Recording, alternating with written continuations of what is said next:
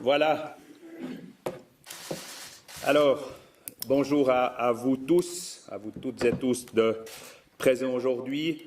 Comme vous le voyez, je suis accompagné de deux administrateurs, Stéphane Nellen étant absent à l'étranger en vacances, Christian Baïf, le vice-président, et Joe Mirante, membre du conseil, également président de la structure de Team Vaud depuis quelques mois.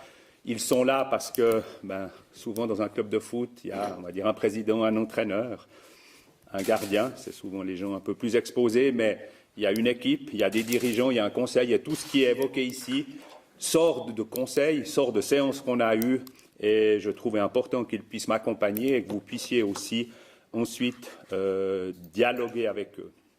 Peut-être en préambule, on est trois, on aurait pu être quatre, nous avions dans la communication informé que Fabio Celestini serait là. On s'est vu, on a discuté avec Fabio et puis on a pris une décision commune, de nouveau, le conseil et lui, que c'est nous qui communiquions parce que c'est une communication aujourd'hui du club et que sa présence n'était pas indispensable, elle peut toujours être utile, elle n'est pas indispensable. Et puis, pendant ce temps-là, il travaille d'arrache-pied pour préparer le prochain match, entre autres, qui est le match de samedi à Bâle. Alors, je ne sais pas si on a inventé un nouveau mot de la presse, mais c'est vous qui l'a géré. On a fait en fait un point presse, ce n'est pas une conférence de presse. Pour ma part, très naïvement, une conférence de presse, c'est pour annoncer quelque chose. C'est ce que certains pensaient, qui sont peut-être même, je ne sais pas où il est, Laurent, qui sont cachés au fond de la salle, c'est leur droit. Nous, on a convenu d'un point presse suite aux discussions qu'on a avec nos partenaires médias en particulier, qui disaient, voilà, on a envie d'échanger, on a envie de comprendre, on a envie de savoir ce qui se passe, bien évidemment, avec la tête du coach, parce que c'est quelque chose d'important. Pour vous, en tout cas, qu'est-ce qui se passe dans le club, qu'est-ce qui se passe avec le mercato. Et puis, on a convenu qu'on se réunirait et qu'on essaierait un peu d'expliquer ce qui se passe avec quelques statistiques à remettre en ordre. Et puis, c'est l'occasion d'échanger avec vous après un début de championnat un peu plus compliqué que prévu. Donc, pendant cette séance, avant de répondre à vos questions, en quelques mots, on va se permettre de réexpliquer un peu la ligne du club, de vous transmettre, de vous donner une lecture différente d'analyse ou de pseudo-analyse concernant la situation sportive de notre première équipe. Et puis, enfin, c'est un peu la conclusion aussi, mais ce n'est pas l'objet unique de cet entretien, vous confirmez que Fabio Celestini, en place depuis mars 2015, est le coach du Lausanne Sport et qu'il le restera. Alors, le premier point, c'est la ligne du club. Alors, de nouveau, on ne va pas faire plaisir à grand monde, mais on n'est pas là pour faire plaisir. Si on peut le faire, on le fera. On n'est pas des vendeurs de rêves. Notre priorité, ça a toujours été la pérennité financière, associée à la pérennité sportive, mais la pérennité financière du club qui prime avant tout. Le club ne doit pas être riche, le club doit avoir les moyens de ses ambitions. Et aujourd'hui, vous le savez, le football est un business à déséquilibre financier. Et pour nous, depuis 10 ans, ça a toujours été une priorité. Elle ne fait pas rêver, mais c'est une réalité. Ensuite, c'est continuer notre politique axée sur la formation de joueurs issus de Team Vaud. Voilà, aujourd'hui, on entend aussi dans certains médias ou certains commentateurs ou pseudo qui disent « mais la politique de formation, elle n'existe plus ». Je relèverai juste, on relève que Lotomba et Custodio sont partis, ont été vendus, informés aussi qu'on ne peut pas vendre un joueur quand il est en fin de contrat, donc c'est aussi quelque chose d'important, et qu'ils ont été remplacés dans le contingent de la première équipe par deux talents, Andy Zekiri, revenu de la Juventus, et Merci Maslany, deux joueurs de 1999. D'autres joueurs sont partis, mais les deux joueurs de la formation Custodio et Lotomba ont été remplacés par Aslani et Zekiri. Ensuite, notre ligne, c'est de tout faire pour ne pas se laisser griser par les succès. On en a eu quelques-uns ensemble, de juillet 2016 à octobre 2017. On a vécu des moments extraordinaires, une promotion, une deuxième place après 10 matchs, et aussi de ne pas se laisser envahir par le doute en cas de difficulté passagère de novembre 2016 à mars 2017 et ce début de saison. Et notre ligne, c'est d'essayer de mettre à disposition du coach l'ensemble des moyens techniques financiers pour lui permettre d'effectuer son travail dans les meilleures conditions afin qu'il puisse, avec nous, atteindre les objectifs que nous nous sommes fixés. Maintenant, voilà, un des sujets de discussion qu'on a eu régulièrement avec vous tous et qui sont intéressants, c'est ce que j'ai appelé des pseudo-analyses de la situation sportive du LS. Ça veut dire on brasse un peu tout ce qu'on a et puis on sort les statistiques qu'on veut. Je ne l'ai pas mis, bien évidemment que ce célèbre 32 matchs, 4 victoires, il existe. Bien évidemment que la date du 2 octobre, qui je crois à part être la date d'anniversaire d'une de mes grand-mères, aujourd'hui je le connais par cœur parce qu'on me parle que du 2 octobre, et je crois que c'est vrai ce que je vous dis en plus. Eh bien, nous, on a une autre lecture. On n'a pas une autre lecture pour tricher ou pour aménager quelque chose, ou pour aider quelqu'un, ou pour sauver une tête, parce qu'on n'est pas là pour ça. Notre lecture est la suivante. Mars 2015, un troisième entraîneur est appelé au chevet du Lausanne. Je vous rappelle qu'on avait eu Marco Gabriele et Marco Simone. On était très mal en point. On avait un match capital contre Le Mans, sur Lausanne, qui est juste là en dessus, où je crois qu'on était 7 ou 8e. Le Mans était dernier. Si on perdait ce match à la Pontaise, on n'était pas très bien. Fabio arrive, il a eu des négociations avec les membres du conseil avant de les avoir avec moi, parce qu'on a eu un historique, aujourd'hui un historique clairement effacé. Et puis, Fabio, il relève ce challenge. Première séance de travail, il la passe avec la direction technique de Timvo et les formateurs les éducateurs de la formation. Première décision, il va chercher Olivier Custodio, rétrogradé en équipe M21 quelques semaines avant par notre entraîneur précédent, et ils l'ont fait le capitaine du Lausanne Sport. On gagne 1-0 contre Le Mans, je ne me rappelle même plus qui a marqué, et je me suis permis d'indiquer objectif rempli par le coach et le conseil. C'est ni le coach qui l'a fait, ni le conseil. On a pris une décision, on a changé d'entraîneur, le coach a gagné. Ensuite, durant cette période, mars à fin mai 2015, qu'est-ce que fait Fabio? Puis Fabio, est-ce qu'il gagne des matchs? Est-ce qu'il fait plus de points que Marco Simone? Il a pris une décision, il n'a pas pensé, en l'occurrence, il n'a pas pensé à sa tronche, et il a préparé la saison suivante. Il a construit l'équipe, il a testé des joueurs pendant les quelques matchs qui restaient, et ça je tiens à le dire, ça fait ma 11e saison de dirigeant, et il s'est engagé personnellement à informer tous les joueurs qu'il souhaitait garder et ceux qu'il ne souhaitait pas garder. Alors, ceux à garder, ça va, c'est pas trop compliqué.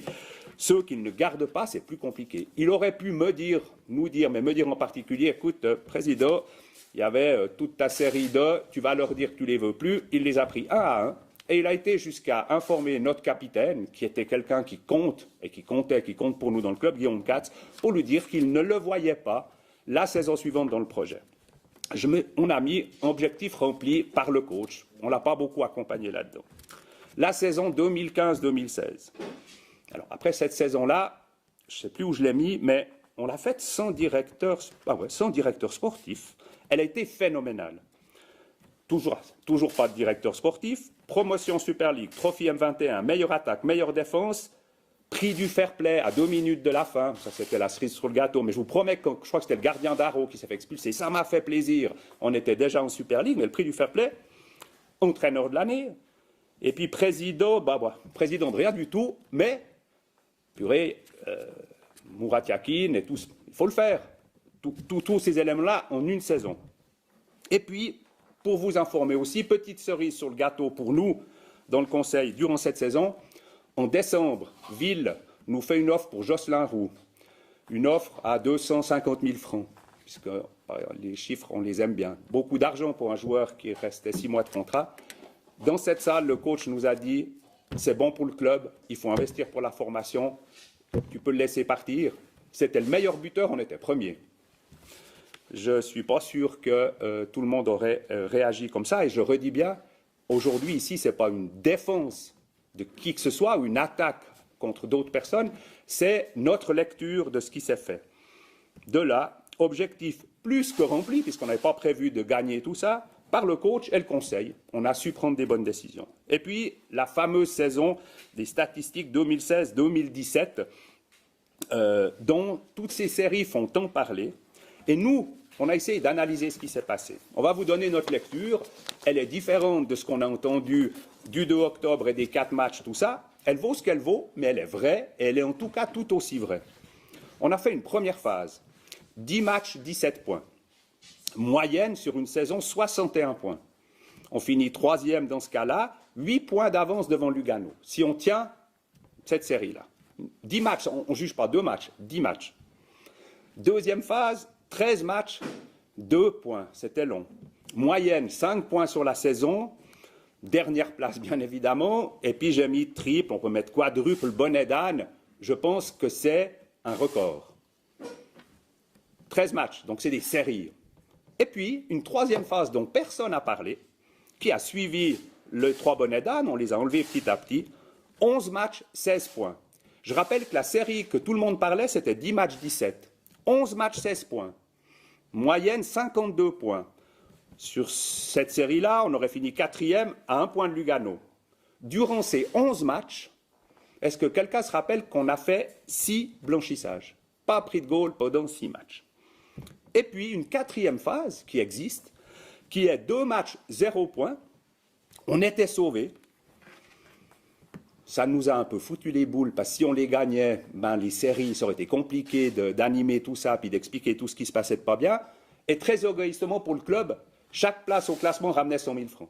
Donc si on avait cette dernière série, qui est une fausse série, puisqu'on ne parle que 2 matchs, mais on était sauvés, je pense que tout serait lu aussi différemment.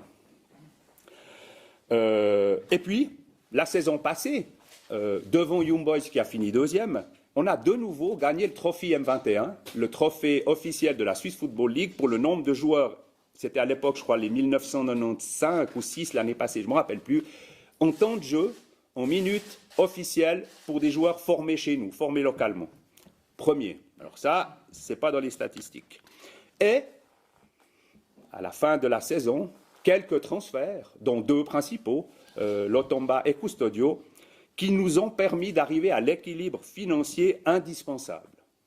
Bon sang, pour moi, c'est un objectif bien rempli par le coach et par le conseil. Et puis cette saison 2017-2018, pour moi, c'est le plus important et c'est demain. Transfert de Lotomba et Custodio, comme évoqué plus haut, je vous l'ai déjà dit, remplacé par Zekiri Aslani. Transfert de 4 joueurs d'expérience. Alors on les entend maintenant, les Bogginov, les Mesba, les Alain Rocha et puis les Gonzalo Zarate. Ça, il y a des spécialistes qui arrivent. Mais bon, il y a d'autres joueurs qui sont arrivés. Il y a d'autres joueurs qui sont arrivés l'année passée. Margiotta, Torres, Geisman, Moussa Arraz, Sami Campo. Il y a des joueurs aussi qui sont arrivés. Et effectivement, ces 4 joueurs d'expérience que Fabio cherchait, que le club recherchait, aujourd'hui, ne sont pas à niveau. Ils ne sont pas à niveau parce que c'est des mauvais joueurs. Je rappelle juste qu'Alain Rocha, c'était le capitaine Young Boys qui a fini 2e l'année passée. Ma foi, ça arrive. Commence le championnat, on fait un match assez spectaculaire au niveau atmosphère. 3-3 contre Saint-Gall, on perd 3-1, on revient 3-3, mais quel état d'esprit, c'est fantastique. Tout le monde est assez content, on aurait espéré gagner 4-3, c'était... Voilà. 2e match à la Pontaise contre Sion, défaite 1-0. J'ai mis 43 guillemets, un peu contre le cours du jeu. À la mi-temps, on était dans les couloirs avec Christian Costota, puis il me disait, moi je signe pour un 3-0 pour vous sur la 2e mi-temps. Mais on l'a perdu, il n'y a rien à dire. Ensuite de ça, un mauvais match à IB, mal géré, mal négocié certainement. Puis, si je ne me trompe pas, à la maison, une défaite contre Lugano. Ok, une défaite contre Lugano, pas très bien, pas un mauvais match, mais pas un bon match. On se qualifie en Coupe Suisse, on peut se faire sortir, Arro s'est fait sortir, on s'est qualifié, on ne va pas se la jouer. Et on a eu une déroute contre Thun. Une déroute, on perdait 2-0, on revient 2-2, on perd 5-2, c'est voilà. La déroute, ça arrive, et puis voilà. Et puis on s'est ressaisi contre Gaëtse. Alors j'en m'a dit de ne pas le dire, mais j'arrive pas, je le dis une fois, je vous promets, contre Gaëtse et M. Jacotet. Donc on s'est ressaisi, on a fait un match, on a tenu Gaëtse, qui doit avoir un budget, qui a un directeur sportif, qui a un manager général, puis qui doit avoir un budget un peu supérieur au nôtre. Alors, ben voilà. Dans tous ces débats qu'on a eus jusqu'à aujourd'hui, on parle de quoi? Ben oui, on est dernier du classement. Il y a quelques joueurs qui ne sont pas en forme. On devait gagner contre Sion à la maison, c'est une certitude. Contre Gaëtse, on n'a pas fait un grand match du tout, mais on a fait un match sérieux. Après, il y a eu un penalty. Et puis oui, c'est sûr qu'après 6 matchs, on n'a que 2 points. Ça, voilà, il faudrait être vraiment à côté de la plaque pour ne pas le relever. On est à 3 points de Getse. On est à 4 points de Thun, qui nous a battus. On a la plus mauvaise défense du championnat, mais on a aussi la 4e attaque, puisqu'on aime bien les chiffres et les statistiques, et c'est vrai que j'aime assez ça. Qu'est-ce qu'on peut dire de tout ça? Que le Conseil s'est réuni plusieurs fois et a décidé de continuer la collaboration avec Fabio Celestini et son staff, parce que Fabio est accompagné de 5 professionnels dans son staff, pour qu'ensemble on réussisse nos objectifs. Alors bien sûr qu'on s'est réunis, alors si vous vous êtes réunis, c'est que vous pensiez qu'il fallait changer. On s'est réunis cet été parce que Fabio Celestini peut-être partait à Saint-Étienne. On s'est réunis l'année passée parce qu'à un moment, on a 13 matchs 2 points, peut-être après 7 matchs 2 points, on s'est réunis. Puis des fois, on se réunit quand ça va bien, puis quand ça va moins bien. Bien sûr qu'on s'est réunis, bien sûr qu'on doit se poser toutes les questions, bien sûr que le coach en fait partie. Maintenant, il y a des nouvelles, comment on dit, je vais partout et m'ont dit, est-ce qu'il faut changer le coach, est-ce qu'il faut changer le président, est-ce qu'il faut changer le latéral droite? Il y a tous ces éléments-là, bien sûr qu'on se les a posés, et on a donné notre réponse. Je dis juste que notre classement, et j'ai beaucoup apprécié la lucidité du journaliste, de nouveau sur le plateau de Téléclub, je crois que c'est Julien Pralon qui a, je trouve, eu plein de bon sens. Aujourd'hui, notre classement est notre budget. Je pense qu'on a le 8, le 9 ou le 10, j'en sais rien. On est 10e, on a été 9e. On a le classement de notre budget. Alors, ce n'est pas le but du jeu, ce n'est pas de dire youpi, on a fait notre job, on a le classement du budget. Par contre, je me permets juste de dire que je pense qu'au niveau équilibre financier et structure du club, et je rappelle que ce club appartient à une structure privée, mais il y a d'autres actionnaires, donc tout est dans le club, je dis qu'on n'est pas loin de l'Europe. Alors ça, c'est pas vendeur, ça fait plaisir à personne à la prothèse, mais c'est une vérité. Je veux aussi dire, et je pense que c'est juste de dire que, par exemple, Thun a un directeur sportif de très grande qualité. Je lui enlève rien, en plus c'est quelqu'un de sympathique, de sérieux et qui a joué à Lausanne. Donc il a encore d'autres qualités qu'on ne connaît pas. Mais je dis que l'année passée, il y a 18 mois, Thun, ils étaient dans la rue pour aller chercher, je crois, 2 millions. Ce n'est pas le fait du directeur sportif ou pas. Je dis que Thun cherchait 2 millions l'année passée. Ça fait 10 ans qu'à Lausanne, on met des structures pour se préparer pour le nouveau stade. On dit aussi que voilà, Fabio va continuer son travail. Alors oui, voilà, Fabio, c'est Fabio. Il va des fois le faire avec le sourire, des fois un peu moins, ça arrive, ça vous arrive. Et puis avec Fabio, voilà, il est comme ça, et puis il a ce tempérament-là. Nous pensons que comme toute personne intelligente, ça ne veut pas dire qu'on a l'intelligence de tout. Fabio, c'est quelqu'un qui évolue, il ne triche pas, ça je peux juste vous le dire. Il est cohérent dans ses explications, même si parfois, je n'ai pas dit souvent, même si parfois on n'a pas toujours le même avis. C'est certain que parfois nous n'avons pas toujours le même avis, et je suis convaincu que parfois nous avons raison. Mais après, c'est le foot, puis le foot, on ne sait pas. Est-ce que Fabio, c'est toujours l'homme de la situation? On dit que oui. Qu'est-ce qui se passe s'il ne l'était plus? On en discutera entre nous, et puis après, on en discutera avec lui. Pour terminer, voilà cette introduction, vous dire que je pense qu'on a vraiment écouté toutes les personnes critiques et saines gravitant autour du club. Il y en a, vraiment il y en a. On a aussi écouté les donneurs de leçons. Il y en a beaucoup, trop. On a lu les forums, ça fait du bien. Dans les forums, il n'y a pas que des conneries. Dans les forums, il y a les gens qui aiment le club. On les a lus, je vous promets que j'y étais. On a entendu des échos de supporters. On a essayé de se mettre à la place de nos sponsors. Qu'est-ce qu'ils ont envie d'entendre? Qu'est-ce qu'on peut faire? Ce n'est pas facile, parce que ce n'est pas juste l'entraîneur, c'est les sponsors. On a pensé à la ville, on a pensé à nos clubs de soutien, qui nous soutiennent beaucoup, et au canton. On s'est remis en question, je vous promets, individuellement, chacun le fait quand il veut, le soir, et ensemble, parce que notre fonctionnement peut-être n'est pas le bon.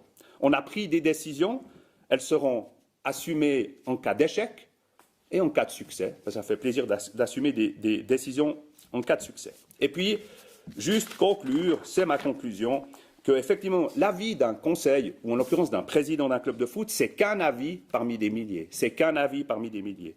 Cet avis-là, il sera jugé. C'est ce qui fait un peu le charme ou pas du job. Je l'assume complètement.